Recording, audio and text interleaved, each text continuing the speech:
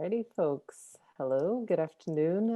Welcome, everybody. Happy you could join us. Welcome to a conversation about mass media and its effects on scientific journalism. We've invited Concordia Public Scholar Sylvie Ouellette to address some key issues she has confronted as a doctoral candidate in chemistry and biochemistry with a background in scientific communication and journalism. Joining Sylvie, Professor and Chair of Journalism David Secko will share his perspectives as someone invested in the future of science journalism, and their conversation will be moderated by Amélie Daoust-Boisvert, Assistant Professor in Journalism, whose own research interests spans from science, health, and climate journalism to gender and diversity issues and the media. I'll pass it over to our guests in just a minute, but first, for those of you unfamiliar with Concordia's Fourth Space, we are physically located on unceded Indigenous land in downtown Tiohtià:ke, Montreal, and operate as a university-wide platform to activate research, teaching, and various initiatives undertaken at the university to connect the public with the inner workings of a university in terms of the ideas, the projects, and the cross-disciplinary ventures brewing inside of labs, studios, and classrooms. So I'll just note that we are currently recording and live streaming at CU Fourth Space on Facebook. So I'll put those links in the chat in just a minute. And we invite you to participate in today's conversations with any comments and questions you might have, especially towards the end as your ideas you begin your reflection. So if you'd like to join in the conversation, please feel free to raise your virtual hand and we'll go ahead and unmute you and allow you to speak your question or comment. Otherwise, we invite you to use the Q&A box to pop your question in there and our moderator will address it for the group. So on that note, it's my pleasure to pass proceedings over to you, Amélie. Welcome. Bonjour et bienvenue. Merci à tous ceux qui se joignent à nous. Merci Anna pour l'introduction. So welcome to this quite exciting webinar with Dr. Secko and Sylvie Ouellette. So maybe just to break the ice, I can say a few words about how the pandemic have accelerated certain questions that we ask ourselves in science journalism. For example, last time I checked, every day there's over 300 new peer-reviewed articles published and available on PubMed about COVID-19 and the coronavirus. And it doesn't include the preprints. So there's no way the press can keep up with all this research. As a matter of fact, probably scientists themselves can keep up with the research. And another interesting phenomenon we've seen with the pandemic is scientists taking over Twitter for kind of live peer review process, which journalists have witnesses with much interest, made new contact, and seen studies live and also die on Twitter during this kind of a peer review process open that we kind of never really seen before the pandemic. So we've seen scientists kind of take their place in the public space because science is going so fast, and some of them wanted the public conversation to go the right way and maybe counter misinformation and disinformation, even though they were so busy actually dealing with the pandemic, which leads us to our team today, bridging science journalism and science. Where can we begin? It's a very large issue. We will only touch the surface today. There's such a massive influx of information stemming from all sources. It's quite difficult for the public to know what sources should we trust, who should we believe, and how science works actually. So maybe to break the ice, I would ask Sylvie and David, what are their recommended trustworthy sources nowadays? For me, I'm an unconditional fan of the BBC. I find that they are, because they cast their nest so wide, they are very upfront about what's going on, but they always maintain that reserve, and they never state anything with complete authority. They say it seems that, or they use a lot of disclaimers, and they're always very careful in their wording. Also, the main agencies like AFP, Canadian Press, and all that. But then it trickles down. It trickles down to the broadsheets and the main networks. But there's also a lot of distortion and a lot of the tabloid sensationalism. Yeah, I said it. That comes into play, and the problem we see more and more is a whole influx of Joe Nobodies who claim to know it all and who have Twitter and YouTube and on all the social media, and they scream so loud that they tend to drown out the more competent press, I feel. So I understand, Sylvie, that the legacy media is still very important for you in the landscape, and that we need to stick to them, such as the BBC. And maybe, David, you have an idea of Canadian medias we should trust, or sources. Yeah, sure. Like my answer, Amélie, to this question was going to be, I only trust my wife, basically. And that's the good answer, Dave. In that kind of a way. But I'm actually like, I love the mishmash. I'll be perfectly honest, right? Like you have to be critical, you have to think through, but I'm happy to be reading like Andre Picard and Aaron Durfel and some of the legacy media that's out there. I'm happy to be on Reddit and reading what. So I understand that certain journalists that you trust and not the media, like you trust Andre Picard and you trust Aaron. So there are trustworthy journalists and not necessarily trustworthy media in your eyes. No, I think there's a little bit of each, but what I will say, and that trust only goes so far, even with them. Like I'll even bug Andre at times to be like, "You sure?" And he's very good at saying he is a collector of things, and he's not trying to go that way. But what I'll say is that it's a hard one, right? Because I'm willing to be surprised and willing to take a chance on new and different information. But I have to consistently remind myself about, okay, who is this person? What are they trying to do? Do I even know if they're a person? Because I know you're interested in that as well. And you do find yourself going back to the places sooner or later that you've always trusted and giving you information that seems of value to the questions you have. So for me, even though I'll go virtually anywhere, I do find myself going back to those particular journalists at times. Yeah. I've had an interesting experience lately receiving, I don't know, for free. Usually, I read Le Devoir every day, the Globe and Mail, but recently I've received Le Journal de Montréal every day as a, marketing strategy, I guess. My child love it. I guess it's easier to read when you're 10 years old. But overall, you can be surprised at the job the tabloids are doing with the pandemic and their investigative teams as well. It's just the treatment is different, of course. But, a good plate of sources probably is interesting to have. With that in mind, Sylvie wanted to tackle a particular example. It's just an example. There's so many other examples we could have taken today. But this one is interesting because it's a Quebec example. On January 22nd, it was a Friday, always, a Friday, slow in the newsroom, difficult to reach people for a reaction. It's that kind of day in the newsroom. The Montreal Art Institute released its preliminary result in a press release of its Corona study that we know the government funded, as well as the Bill and Melinda Gates Foundation. There was a lot of talk in the fall about this study, which aimed at repurposing the drug colchicine as a possible treatment for COVID-19. But on January, the result had yet to be published and peer-reviewed at the time, and only the press release was available with limited data.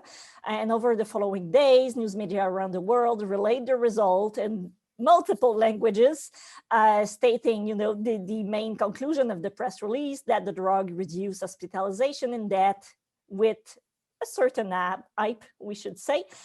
In the days and weeks that followed, however, the publication of the preprint happened on January 27 on medRxiv, and there was closer scrutiny on Twitter and other platforms. And it was decided by Health Canada later on that the evidence was not compelling enough to recommend the treatment outside of a clinical study. And to this day, the study is still awaiting publication in a peer-reviewed journal, so it haven't been accepted anywhere, and we have no news about it. So what went wrong, or who jumped the gun, or was it right to relay this news while it wasn't published in a peer-reviewed journal at the time? What I'd like to say about this, because this was a good example for me, but this is not a judgment on the quality of the research. No, it's it is about not. the study itself. It's just a way to illustrate how events unfolded. First of all, like you just said, the press release came out on a Friday. I saw it on the Saturday, but I understood it was out on the Friday, which right then and there created a bit of a hurdle to get into news and stuff. And it was not peer reviewed. And I think everybody has to share some of the blame in this story, in that, first of all, the researchers, of course, as a researcher, it's your baby. And just like any mother, you think your baby's the cutest and the most perfect. But to release these results and claim that you had obtained something worthy of making colchicine available for treatment, to me was premature. And then, of course, the whole machinery behind the media relations at the Heart Institute perhaps also jumped the gun a bit too quickly. And of course, given the circumstances at the time, we are in the middle of a worldwide pandemic, and people are dying, people are sick, and everybody's looking for hope. Everybody wants medication. Everybody wants to be done with this. So it just took off from there, and the news went wild in the space of 3 or 4 days until we saw that, wait a minute, it hasn't been peer reviewed. The numbers haven't been crunched by an independent source, so it died, sadly. And I don't think that colchicine will ever be part of the pharmacopoeia for COVID. But for a span of about 3 or 4 days, suddenly the world was so relieved. Hey, we have something, but no, we didn't. And I think that's quite sad. Who's to say that the review might prove favorable in the end? But at this point, I think it's doubtful. But yeah, so on all fronts, the researchers, the media relations at Heart Institute, and the journalists just took it and ran with it, perhaps prematurely. Why do you think, Dave, that the journalists ran the news, even though the only evidence they had was a press release? Well, I mean, obviously there's a context of wanting to know about new drugs, wanting to know about this study and playing in there. And it's a fun debate. This is where we might have some fun, Amélie and Sylvie, in the sense of, I could easily argue that they saved billions of dollars by destroying the reputation of this drug in 4 days. What could have taken months and months and months of study, because the media looked at it, wrote about it, got lots of public attention, and other scientists looked at it and then said, no, this doesn't look like it's going to work. That stopped things, which otherwise would have went on a lot longer period of time. Now, I'm not sure I believe that.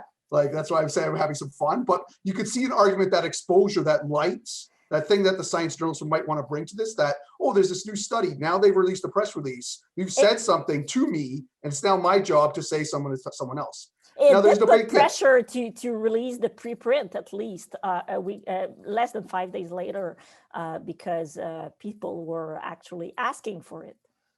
Yeah, so those questions, they can be good, but they can also be negative. I hear exactly what Sylvie's saying, in the sense of it could have gotten all sorts of hopes up and things going that might have been saved or not done. And there's other examples where definitely these things play out and they add so much confusion that it's a big problem. And that's why I like this example, because it's right for me in that gray area of, did the journalists really help? Maybe they didn't ask exactly the right questions. Like, Amélie, I know how hardcore you are and how you might have torn this thing apart, and Sylvie, you too. But I know there's probably two approaches. Like, one, oh, this is kind of interesting. If I don't write about it, someone else is going to write about it, and I look like I lost my like scoop or my ability to be involved in this. Like, Journal de Montreal is writing about it, and someone else is writing about it. I should be writing about it too. And it was funded by the Quebec government. Exactly, so. And it was a big study. So then the other element might be that they're actually interested and they wanted some questions answered, and whether or not they got enough of those to write the stories, that's where the fun debate about journalism practice comes in, and whether or not it was done in that way.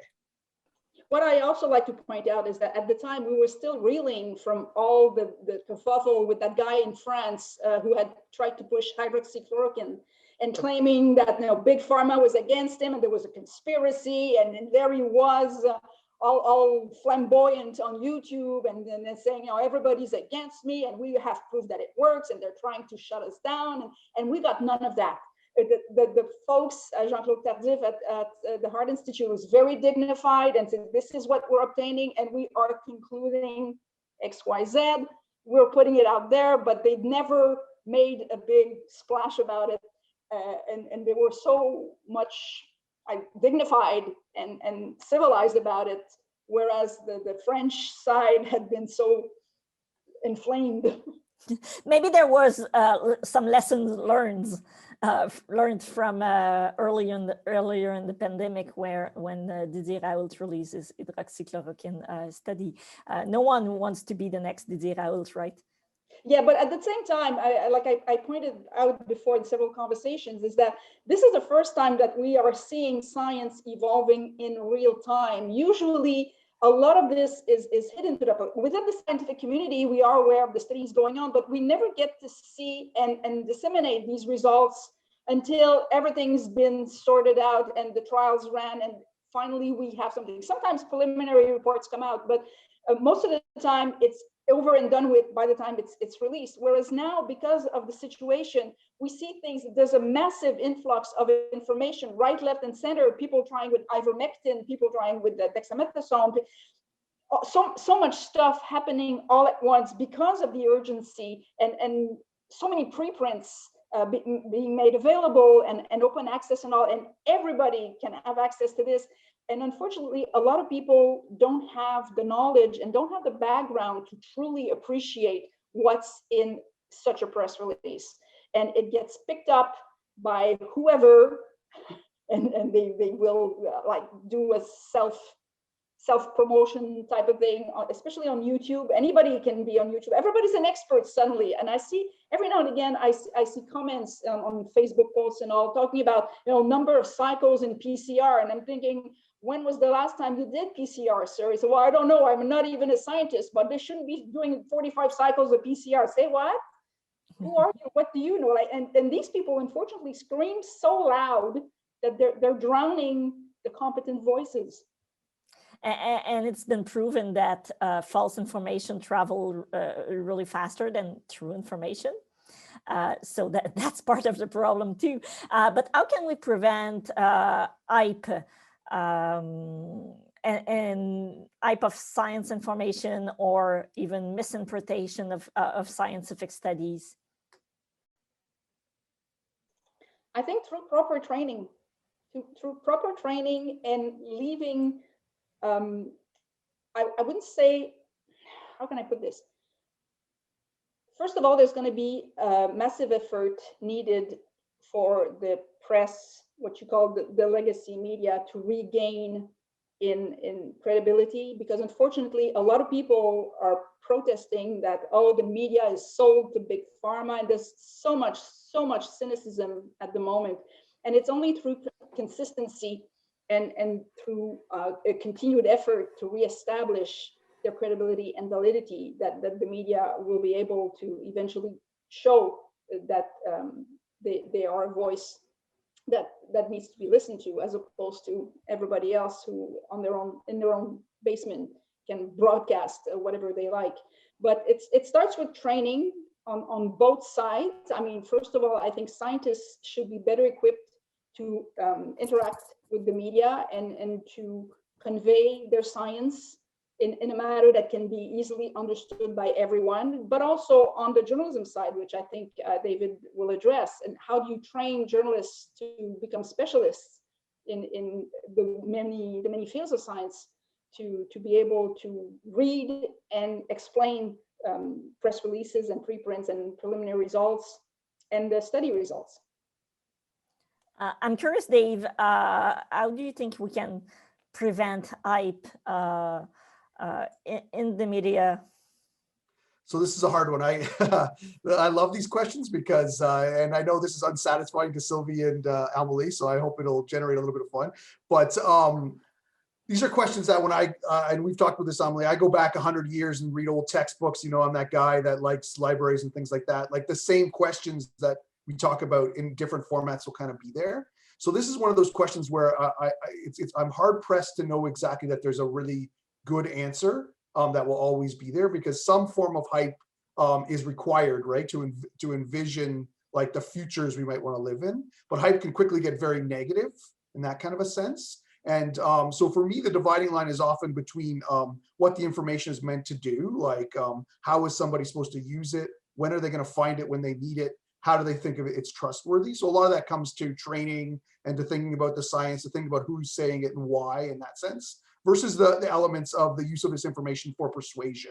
And I think that like kind of dividing line between how information might just be put out there for different uses and how it might be used to persuade certain kind of political or views or viewpoints or to gain certain kind of advantages is an interesting place to place our scientists that we were talking about and our journalists in between, in the sense of what the roles are, how hype gets generated and played out. So I'm not exactly talking about an answer, but what I will say is the context around, and I know we often throw this around, but like the context around how a study is released, how it's not peer reviewed, how the data might look like this, how we want to anyways communicate it to the public for these reasons. I'm not sure all those kind of like transparent contextual information were in the press releases, or the journalists that took a look at this, or the people on social media that tweeted this were really beginning to play those things out.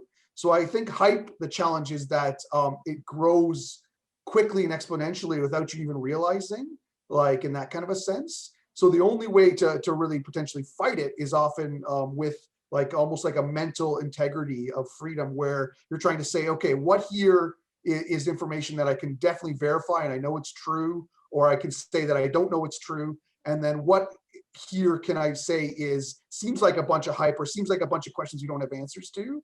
And how do I get people to like digest both within a global pandemic and being really tired and me only wanting to listen to my wife?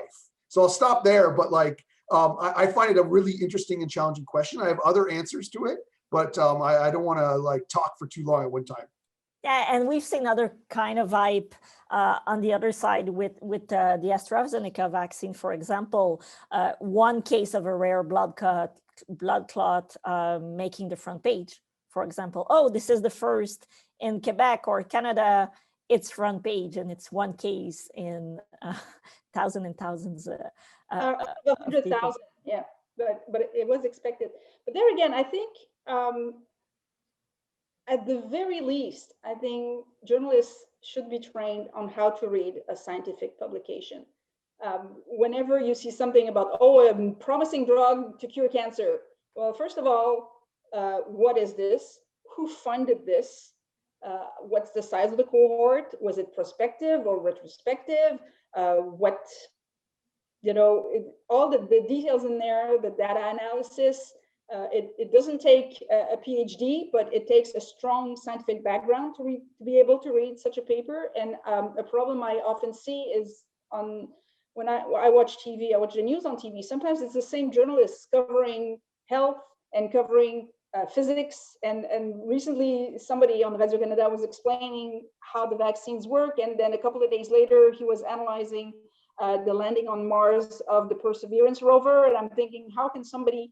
Of course, there are generalists who are knowledgeable about a lot of things, but I think the media should have their go-to people for the various fields of science, and make sure that they are kept abreast of the developments and have the basis, the basic knowledge for the science they're going to be covering. I'd be curious, Dave. Thank you, Sylvie. This is a very interesting answer. I'd be curious, Dave. What do you think? Can science journalists cover science as a whole, or can non-science journalists cover a very tricky health question, or can we do it all, or do a journalist need to be overly specialize in health or astronomy or physics to cover such topics? I think all is possible, and that's one of the things I love about journalism is that there's no one career path. But I'll say that if we had none in each of the categories you're talking about, Emily, like we had no specialists and all generalists, I would start to get worried. If we had all specialists and no generalists, I would start to get worried. If we had no Sylvies, who could be right in the middle, specialist on some things, generalist on other things, I would start to get worried. So I like a space, a media space, even though it could get really clouded, and some people are very good at screaming loudly about misinformation. But I like a media space where there's a lot of different diversity, but we can find, to exactly that first question, the person who is the specialist in this moment and is talking about this thing in the most coherent, articulate way, and that we can help amplify their message when it needs to be amplified and not amplify some of the others, but that we still have, because sometimes a generalist will ask a question that, even though I think I know a lot about something, I'm just like, wow, I never would have thought that way because I just was not approaching it there. I was way down in the trenches and I was down there like not even thinking about like how this community would think about it or something. So I think we need some balance. And we've seen something interesting during the pandemic, climate journalists being assigned to the pandemic because their editor are like, oh, they know how to handle complex issues. They can handle a virus if they handle climate change.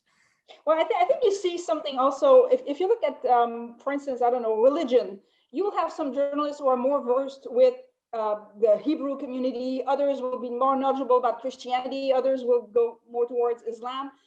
Same with sports, you have journalists specializing in hockey, others for baseball, others for football.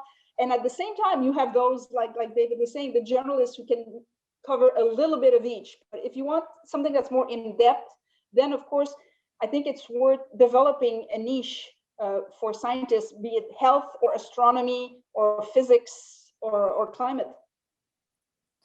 And on the other side, how can we better equip scientists themselves in how to handle the public communication of their result, when they should communicate the result, how, to which audience, with what means? How can we equip scientists?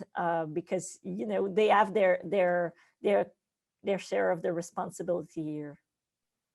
Well, that's often down to the institution with which they're working. There has to be some kind of an intermediate press relations or media relations to help them along. You cannot just rely on scientists to disseminate their own results to the general public. There has to be a machine behind them to support them. And there again, this is something that needs to be supported, and we need individuals who are well trained. But at the same time, institutions, because of the nature of research, you want to be out there. You want your name to come out, because eventually you want funding. So the better reputation you have with regards to putting out results, the more likely you are to receive funding further down the line. So, and again, this is something that we see all the time. The big names putting out a lot of research and then getting the big funds. So it's a bit of a vicious circle in that sense.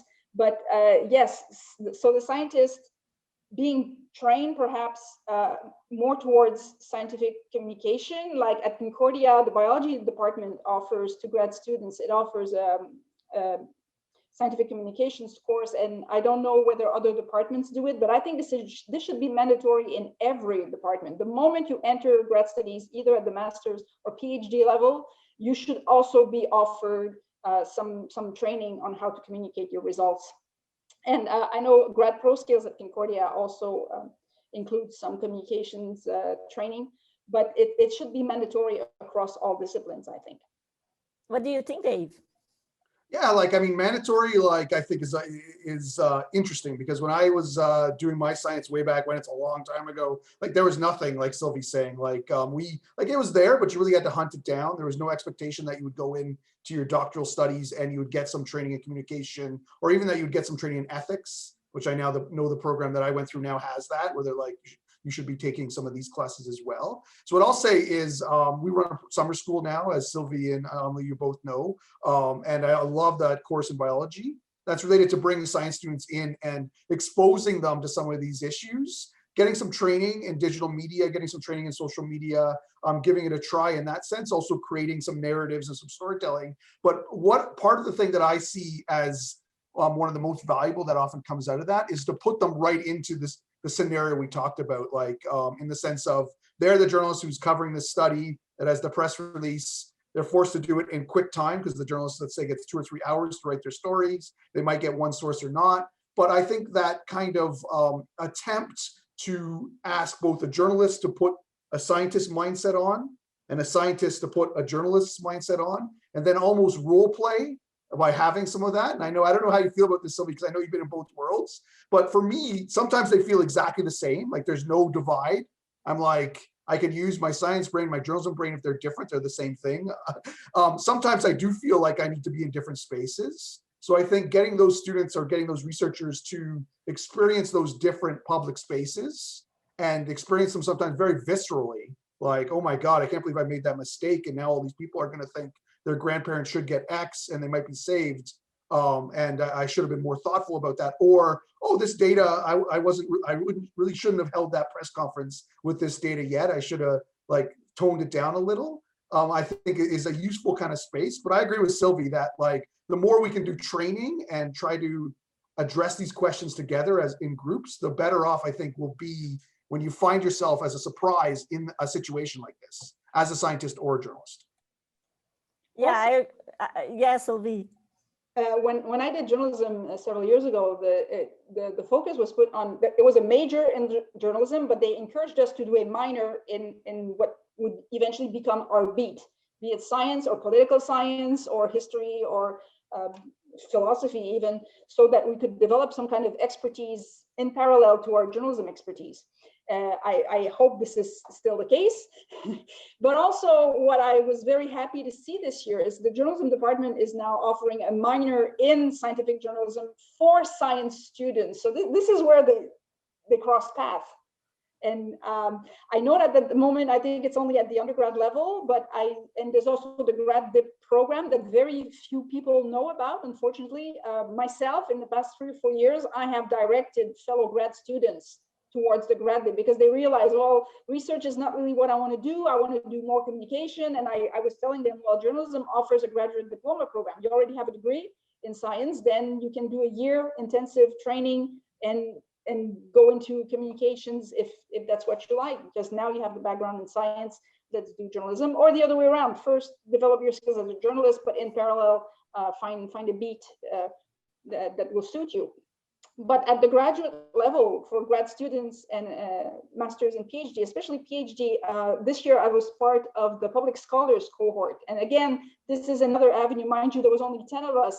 It's only 10 per year, but this is something that encompasses how to keep a presence on social media, writing op-ed pieces for the Gazette and other outlets, organizing events, knowledge dissemination, such as this one. So we were trained for that. And I think there should be more of that. And across Canada, I think we're the only university offering such a program. And there's a big need, there's a massive need for more. Yeah, I've been training as much journalists than scientists in science communication in the past 12 years. And it's always very interesting to see how people who are trained in science can very well, with basic courses, understand how communication works and make it their own, and then have their own path and have their own journey, whether they decide to become communicators or journalists, or they continue on the scientific path, but use those skills, whether they're a dentist and they want to have a Facebook page to popularize dental health to their clients, or a nutritionist, or I've seen all kinds of people taking advantage of those training.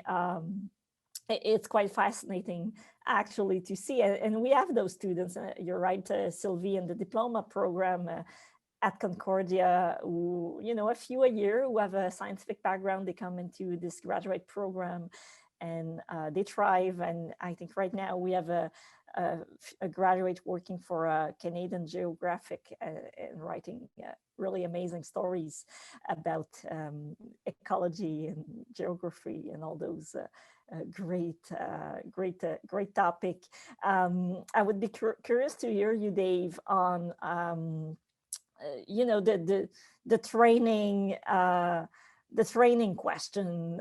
Do we address our classes to scientists will be scientists, or do we address our classes to scientists who wants to become communicator, or are we talking to when we train scientists in science communication and journalism?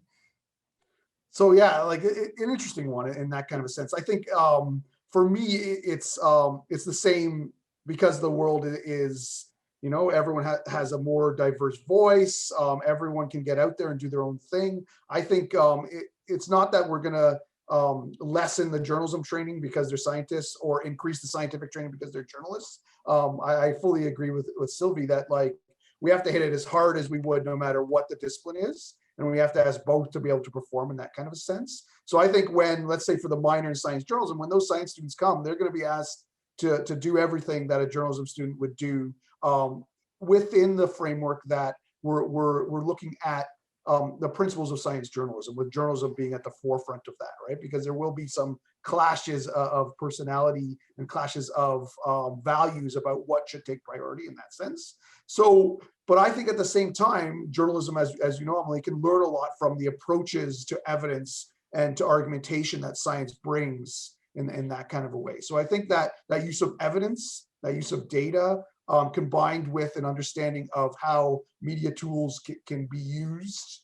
in certain ways and used effectively, and production skills, is the space that I see the most valuable. And in between, we talked a little bit about it, but not a lot. There are those public relation intermediaries and communication professionals, or the public doesn't know them, because, you know, they work in the shadow, but they work hard to deliver science to the public. How do you think we could improve their training with science communication, so everyone works in the same direction for having a better scientific journalism, better science communication out there, less misinformation?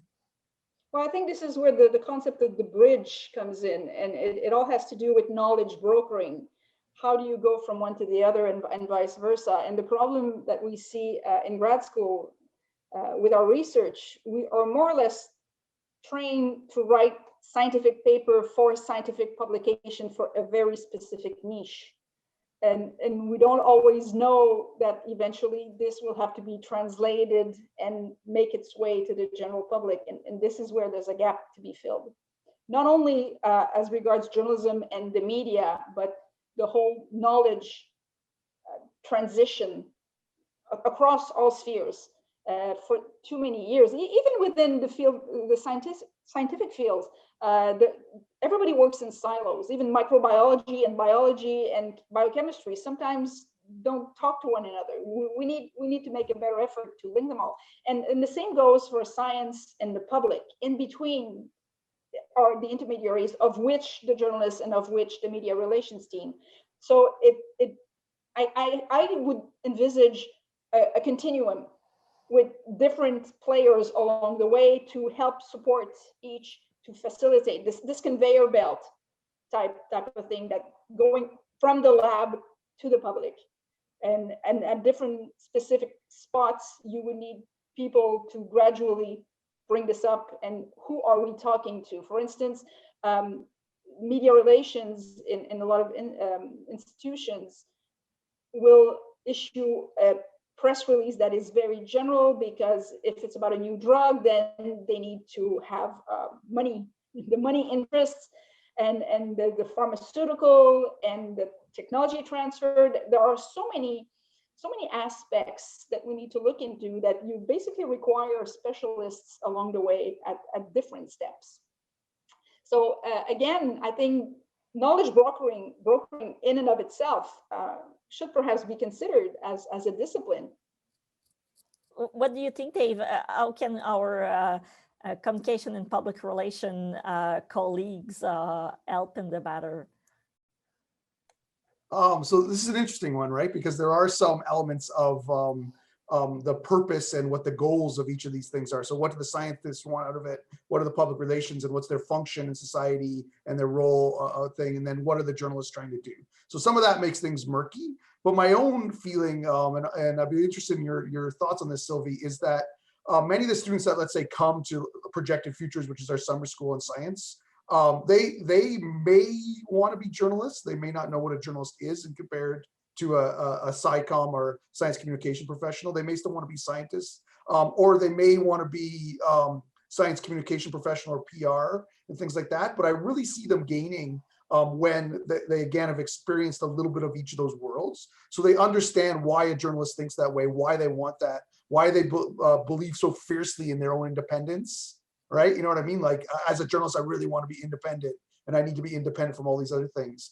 And for the journalist to understand a little bit, well, what is the public relations person trying to do? What's their function? What's their goal? Who are they speaking to? What's their responsibility? And what is the scientist trying to do? And how are they trying to bring things forward, right?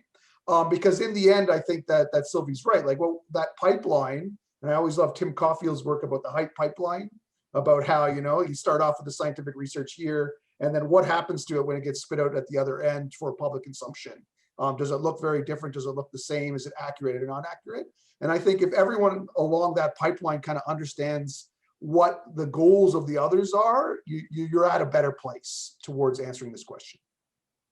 And I would be curious how internally in a university such as Concordia, we could build more bridge between the different faculties and programs, so everyone works toward that goal, that the research that comes out of Concordia labs is communicated in the right way, and that the graduates, which we give diplomas to, also have the tools to communicate in the actual world, which is quite complex. Well, what David brought up earlier, I piqued my interest in the concept of role playing, switching seats, like moving about, a day in the life of a journalist, a media relations person, a scientist, and I think through internships, aiming at trying something different. For instance, what we see, this is just an example, at the Science College at Concordia. If you are with Science College in psychology, they will ask you to go do a research project in biology. They want you to try and sample different types, different fields, in order to be a better rounded, if I can say, scientist.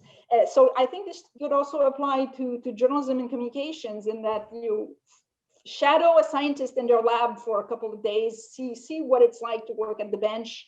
And at the same time, maybe grad students who are in chemistry or biochemistry can go work in a newsroom for a day and see, how do journalists go about unearthing facts and reading the results that are put out there. So role playing, switching seats, I think has a place, and would be a useful tool for everybody along the pipeline to realize what everybody else is doing. Yeah, I was just going to jump in, Amélie, that I like this kind of idea of breaking down the boundaries, trying to get outside your own discipline. You want to be very good at your discipline, and you want to understand it and be sensitive to it. But I think when you start to think about the wider public and science and society connections and things that you want your research to do and to impact, I think you have to start thinking about things like the Public Scholars program is doing, where they're asking you to be outside, to be talking to others, to take on other kind of roles in society in that kind of a sense. So I think I see a lot of value in those spaces, exactly like the Science College, where students are asked to learn and study or mentor or be involved in projects that aren't directly related to what they might be working on in that kind of a sense. And that us as professors and as PhD students and as students are supportive and eager to see those kind of things kind of done in a way that is easier. than it currently is, in the sense of it's not so hard to take a course here. It's not one extra million thing you have to do on top of all the other things you have to do, but it's kind of built into the philosophy of what Concordia is trying to do from the beginning. So that doesn't seem like extra work. I don't know, Amélie, does that make sense? Yes, it does. And you know, it doesn't have to be, you don't have to be for long living at the place of someone else to understand their reality. Just a few hours or a few days might change your view of what a day in the life of someone else is. For example, when I was at Le Devoir, we used once a year to have writers come in and be journalists for a day and write their whole journal. You know, novel writers and poetry writers, those kinds of writers. And it was amazing to see their reaction to our reality, discovering that we have 30 minutes to read a full report and write a breaking news about it, or that we have to go to the court and come out at the end of the day with a full story. So it doesn't take long, you know, to understand what's going on in someone else's life. You just need to make the effort and kind of be out there and try it out. And as a joke, every now and again, because I'm very active on Facebook and Twitter, every now and again, ever since this new vaccine has been out, the mRNA vaccine, people are saying, oh, this is gene therapy and it's going to change our DNA and I don't want this injection. And every now and again, if I could, I would do it, but I say it as a joke. Come spend a week, never mind a week, come spend a month in my lab and you'll see how difficult it is to insert a gene in a cell that will stay there. How fastidious and how frustrating it is. You'd understand that, no, this is not going to change your DNA. And this is a big problem. Like I was saying earlier about the PCR machine, people are saying, oh, there are too many PCR cycles. And you don't know the first thing about PCR.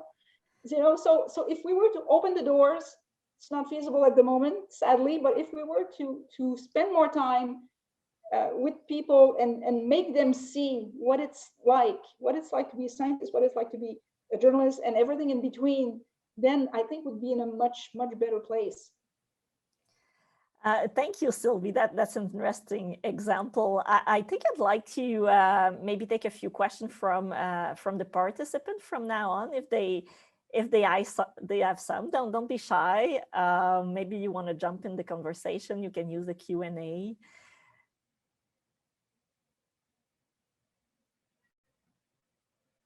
And in the meantime, Dave and Sylvie, is there any issue we didn't tackle today that you would wish to add a word about?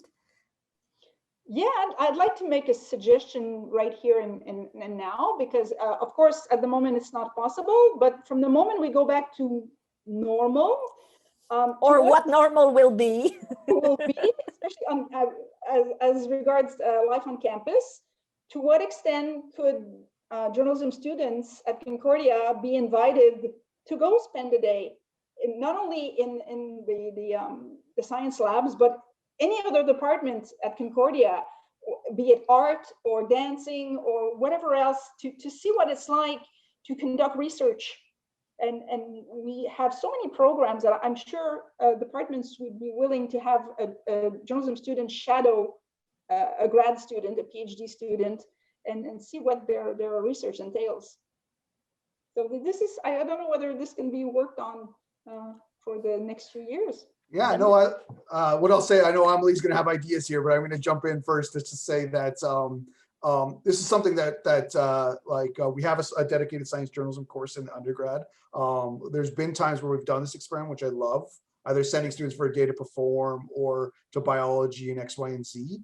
We do it sometimes on, sometimes off, and we still do have the elements that Sylvie was talking about, where students are forced, if they're taking our major, to take forced is a fun way to put it, forced to take another major or minor, and really because of these ideas of stepping into others' things. And what I find interesting about this one, and this is where I'll pique Amelie's interest, because she's teaching the science journalism class right now, is what I always found interesting about this when we did it as experiments, Sylvie, is that we'd also ask if the students could then write a story about what they're seeing, but not let the students really have input into what that story says, in the sense of like, no, you can't re-review it. You can't say what those quotes are going to be in there. I'm going to say what I saw, all the nasty, all the amazing.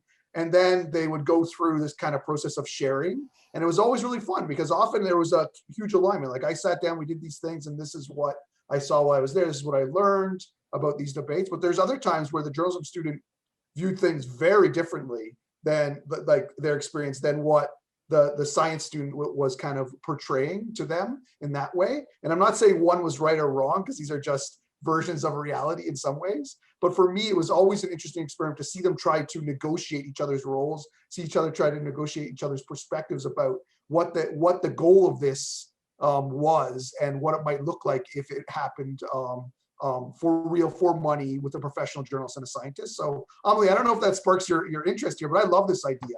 And I love the idea of crossing over and things like this and having this go. And I also like the idea in the minor that more science students will be in the journalism building, integrating and learning about all these ideas. So I'll be quiet and see what Amélie is going to say about this.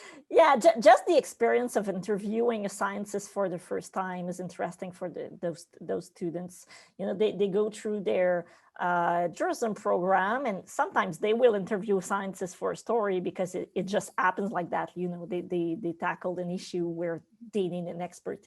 But in this specific class, they interview a lot of experts, and at first they're very nervous about it, as if science was something, you know, out of the world, objective, and I deconstruct this idea that science is this out of the world objective thing. No, those people are humans, and as any human, they make mistakes, and there's different controversies, and you can approach them as you would approach any other source. Just, you know, go and ask the good questions and you'll get a good story.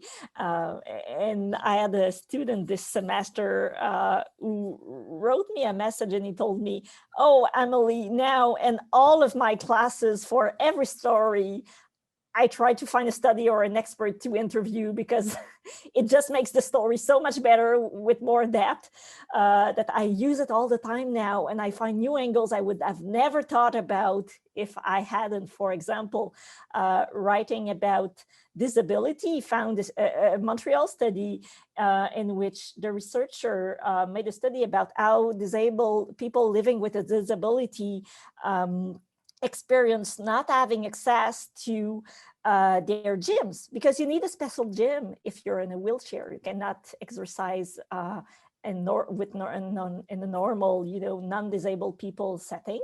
And it was a very original angle and very interesting story. You know, you get to interview people you haven't thought were living a certain reality, and you realize how important it is for them to access a gym. So, you know, how this gym debate with COVID-19 took a new turn, tackling this study. But at the same time, I'm listening to you talking, and you have either, I see the two extremes, like doing a major in journalism with a minor in another field, or a major in science with a minor in journalism, or going straight to the experts. But what about the grad students? What about the research that's being conducted, which is almost always PhD students? And I think this is perhaps where we would stand to benefit the most, because at the undergrad level, if you take science courses, you will be in a teaching lab that perhaps does not give you a full appreciation of what the daily research at the bench, be it in biology or biochemistry or even engineering, or the new building, the new hub that's been built for us on the Loyola campus. And I think this is where perhaps we would benefit the most, because on the one hand, you'd see journalism students watching science unfolds as it evolves. And at the same time, the researchers, the grad students who are preparing for their career, see the point of view of a soon-to-be journalist, and they could connect in their mind to say, okay, once I'm out there, once I have my own lab or I go into industry, this is what is going to be required of me. This is what the journalist, once I become the expert, this is the kind of questions I'm going to field. So I think if we were to go in between, you have the experts, you have the undergrad courses offered, but mingling somewhere in between, I think might also be beneficial. Maybe Dave, I'll give you the final word.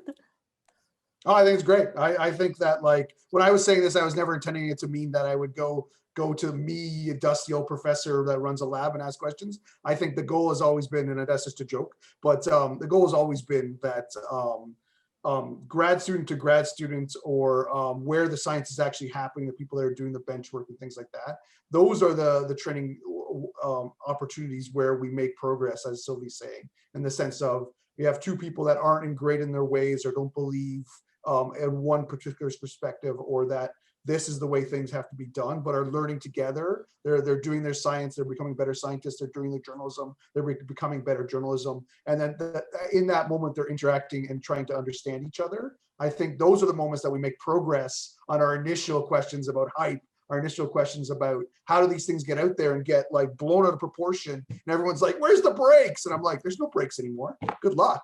The brakes are the people. And like, who are the people that are doing this, right? So that starts to be the fun of these things, which I don't see as debates, but very, very interesting conversations that we have to have. And I think Sylvie should be applauded for bringing us together, even though it's a small conversation, we're doing these, that I think there's so many things to pull out here and so many places to do. And part of what I know Sylvie's interested in, I've been interested in for a long time, is making Concordia a space that does this the best or better than anyone else that's currently doing this, or at a minimum, just lives up to the expectations of our students, who are amazing. And the Public Scholars Program has been, even though 10 students it may not be a lot, to me it's a ton compared to 0, right? So Sylvie, it's like, I love these conversations, and I hope the passion of me and Amélie is clear, that like, when we challenge and we think about journalism perspectives and journalist perspectives, it's always with respect for what scientists are trying to kind of bring forward. So that's my very, very long final comment. Yeah. And I think that scientists such as Sylvie will make the effort to go out there, be on social media, talk to journalists, communicate their research, are amazing. And you know, they have no obligation to do that. This is not how you get the biggest grant. It might help, but you know, it's better to publish for that aim. So it's always amazing to see that so many scientists are eager to communicate and be out there and talk to journalists, talk to young students who won't even, you know, publish their story. It's just for a class, and they'll give an interview and give their time and explanations. So this is so valuable. It was such a great conversation, Sylvie and David. Thank you so much to our attendees as well for being here. Don't hesitate to reach out to us if you listen to this event, you know, from the podcast or later on and not live, to continue the conversation. And thank you, Amélie, for jumping in and moderating quite last minute. We are really pleased to have you on board here today. Dave and Sylvie, your time, your ideas, your list of recommendations, very valuable here that popped out of this conversation. So thank you for that. And as you mentioned, Amélie, we are going to be re-releasing this conversation in a gently edited format as a podcast. So we'll have a secondary life later on. And if you do want to revisit the recording of this convo today, you can just go ahead and look us up on YouTube, Concordia University's For Space, and I'll be there very shortly. Okay, on that note, we thank you for your time, everybody. Thanks for being here, and we hope to hear from you again soon. So we're closing up now. Have a great afternoon. Thanks. Thank you very much. Bye.